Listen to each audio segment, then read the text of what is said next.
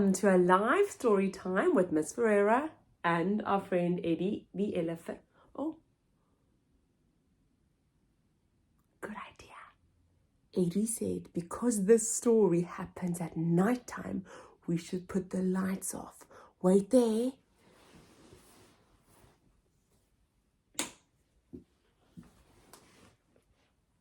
A little bit darker for us. Let's get our wiggles out so we can see what the story is. 1, 2, 3. I wiggle my fingers and I wiggle my toes. I wiggle my ears and I wiggle my nose. Now there are no more wiggling. I can sit as quiet as can be. Today's story is called Funny Bones. Can see 3 skeletons on the front cover. Our authors and illustrator is Janet and Alan Alberg. Here is our book spine, and our back cover has a little blurb. Let's see why these bones are funny. Funny bones. This is how the story begins. On a dark, dark hill, there was a dark, dark town, and in the dark, dark town, there was a dark, dark street, and in the dark, dark street, there was a dark, dark house. In the dark, dark house, there was a dark, dark staircase. Down the dark, dark staircase, there was a dark, dark cellar, and in the dark, dark cellar, some skeletons lived. There was a big skeleton, a little skeleton, and a dog skeleton. One night, the big skeleton sat up in bed. He scratched his skull. "What shall we do tonight?" he said. "Let's take the dog for a walk and frighten somebody." "Good idea," the big skeleton said. So the big skeleton, the little skeleton, and the dog skeleton left the dark, dark cellar, climbed the dark, dark staircase, and stepped out into the dark, dark street. They walked past the houses and the shops. They walked past the zoo and the police station. They went into the park. The big skeleton scratched his skull. "What shall we do now?" "Let's play on the swings," said the skeleton, "and throw a stick for the dog and frighten somebody." "Good idea," the big skeleton said. So the big skeleton, the little skeleton, and the dog skeleton walked around the dark, dark pond, past the dark, dark tennis courts, and up into the dark, dark swings. The big skeleton and the little skeleton played on the swings. They threw a stick for the dog. Suddenly, something happened. The dog skeleton chased the stick, tripped over a park bench, bumped into a tree, and ended up at a little pile of bones. "Look at that," the big skeleton said.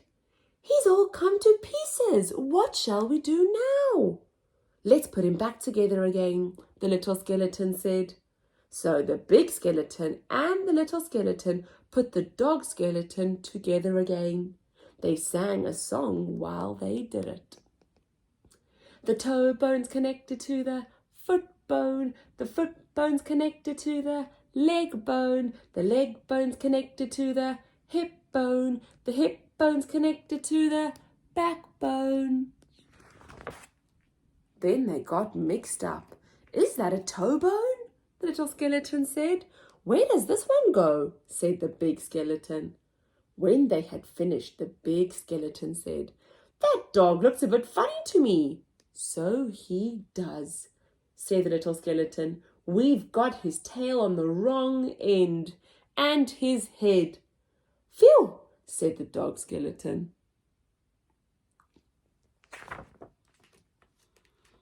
At last, the dog was properly back together again. The big skeleton and the little skeleton sang another song. The big skeleton scratched his skull. That reminds me, he said, we forgot to frighten somebody. Let's do it on the way home then, said the little skeleton. Good idea, the big skeleton said.